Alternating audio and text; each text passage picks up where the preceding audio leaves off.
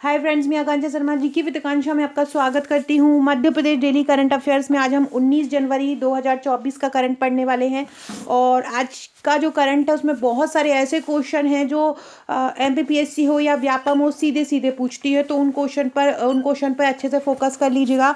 और अब जहाँ पर भी आप अपना ये करंट नोट डाउन कर रहे हैं वहाँ पर इनको लिख लीजिएगा। तो चलिए स्टार्ट करते हैं। आज का पहला क्वेश्चन है, इस्कॉन मंदिर कहाँ पर है। यहाँ पर हमारे जो मध्य प्रदेश के मुख्यमंत्री हैं इस इस्कॉन मंदिर में गए हुए थे, तो ये क्वेश्चन बहुत इंपॉर्टेंट हो जाता है। तो क्वेश्चन है, इस्कॉन मंदिर कहाँ पर है। पटना में है, बिहार में है, उड़ीसा में है या उज्जैन में है।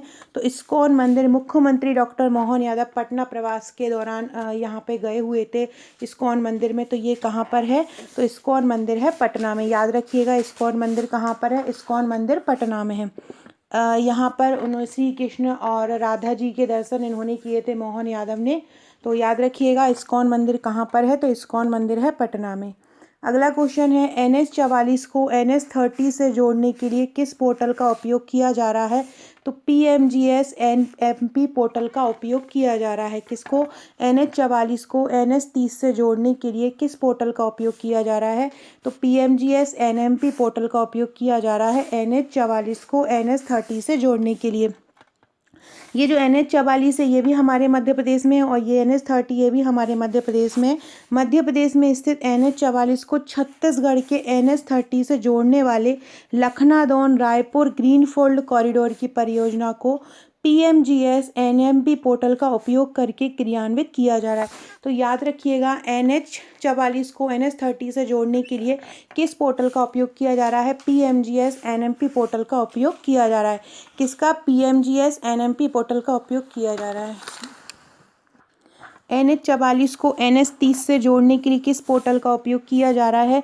तो NH-44 को छत्तीसगढ़ के NH-30 से जोड़ने वाले लखनादौन रायपुर ग्रीनफील्ड कॉरिडोर की परियोजना को PMGS NMP पोर्टल का उपयोग करके क्रियान्वित किया जा रहा है, जिससे क्या होता है, कार्य क्षमता में वृद्धि हुई है और मल्टी मॉडल परिवहन को बेहतर बनाने के लिए 5 प्रमुख रेलवे स्टेशनों, 3 हवाई अड्डों और 1 मल्टी मॉडल लॉजिस्टिक पार्क के साथ कनेक्टिविटी में भी सुधार किया जा रहा है। तो ये सभी फैक्ट याद रखिएगा। अगला क्वेश्चन है, हाल ही में मध्य प्रदेश के किस शहर को स्पोर्ट्स टूरिज्म हब बनाने की घोषणा की। That is very very very very important question है कि मध्य प्रदेश के किस शहर को स्पोर्ट्स टूरिज्म हब बनाने की घोषणा की गई है।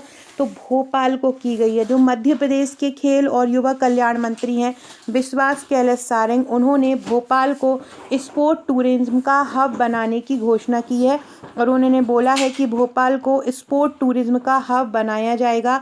सभी प्रकार के गेम्स यहाँ पे संचालित किए जाएंगे और विश्व स्तरीय यहाँ पर आयोजन भी किया जाएगा। तो विभाग ने पिछले वर्ष ही राइफल और पिस्टल वर्ल्ड कप का आयोजन भी भोपाल में किया था। याद रखिएगा, राइफल और पिस्टल वर्ल्ड कप का आयोजन भी भोपाल में हुआ है।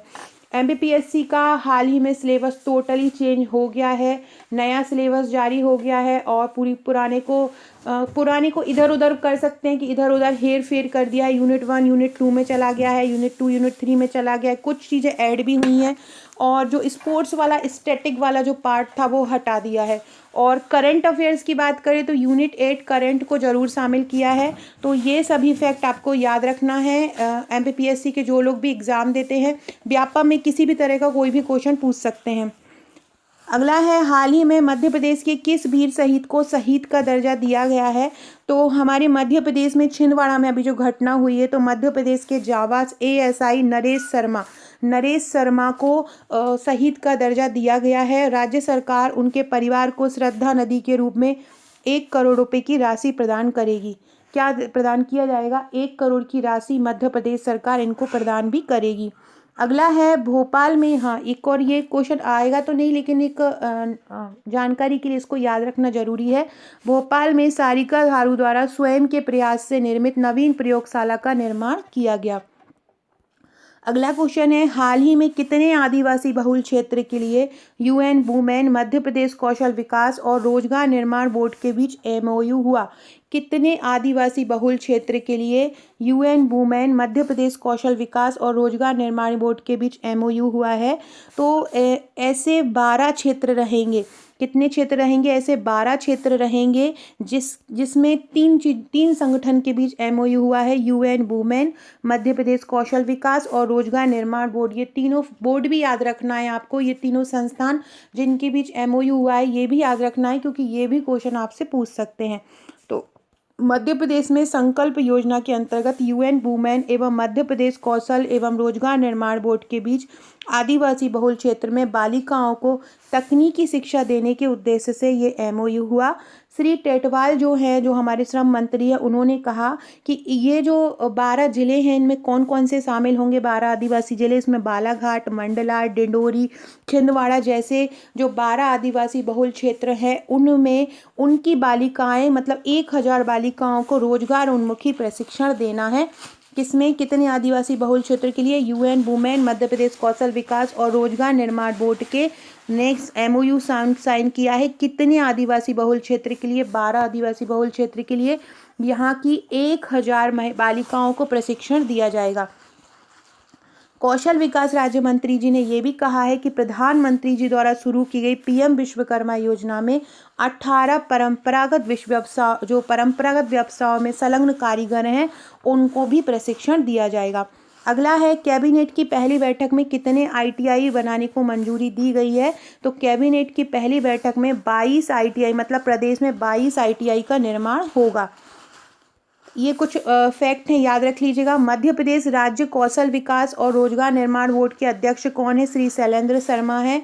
मध्य प्रदेश कुश कल्याण बोर्ड के अध्यक्ष कौन है? श्री नारायण सिंह कुशवाहा हैं, कुश कल्याण बोर्ड के अध्यक्ष। ये भी बहुत इंपॉर्टेंट क्वेश्चन है। देश का पहला जियो पार्क कहाँ पर बनेगा? तो देश का पहला जियो पार्क जो बनेगा जबलपुर में बनेगा। जबलपुर में लमेड़ा भेड़ा घाट है, वहाँ पर ये बनेगा। लोक निर्माण विभाग मंत्री हैं राकेश सिंह, उन्होंने ये घोषणा की है कि देश का पहला जियो पार्क कहाँ बनेगा? जबलपुर में बनेगा।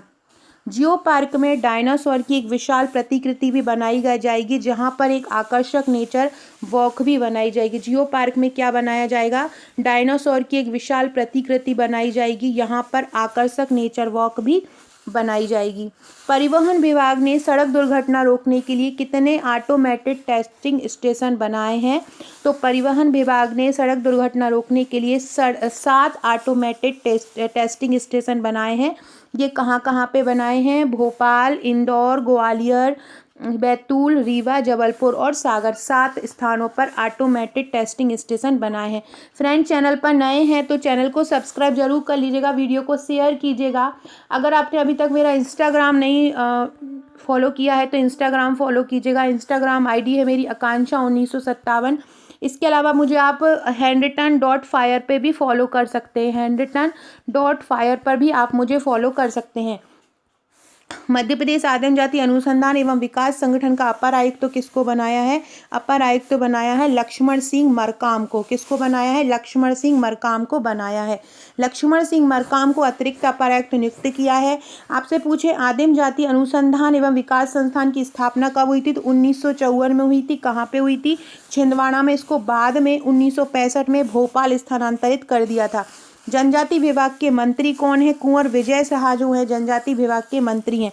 एक रिवीजन प्रश्न याद कीजिएगा, मैंने अभी कल परसों के वीडियो में करवाया था कि अभी हाल ही में स्टार्टअप रैंकिंग जारी हुई है, उसमें मध्य प्रदेश को किस श्रेणी में रखा गया। ये वाला क्वेश्चन अभी 2023 के प्रीलिम्स में भी आया था कि अचीवर्स, टॉप अचीवर्स, जिसमें मध्य प्रदेश को कौन सी श्रेणी है, उसी की रैंकिंग है ये 2023 की। आपसे पूछा था 2022 का, तो 2023 की रैंकिंग में मध्य प्रदेश को लीडर्स की श्रेणी में रखा गया है।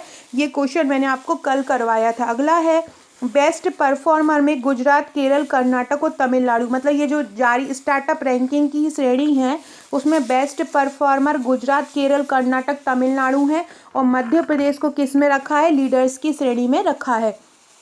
अगला क्वेश्चन है फ्रेंड्स, ये मेरा प्रीलिम्स का पैकेज है। प्रीलिम्स के पैकेज में टोटल 10 बुकलेट आएंगी क्योंकि सिलेबस 10 यूनिट में बटा हुआ है।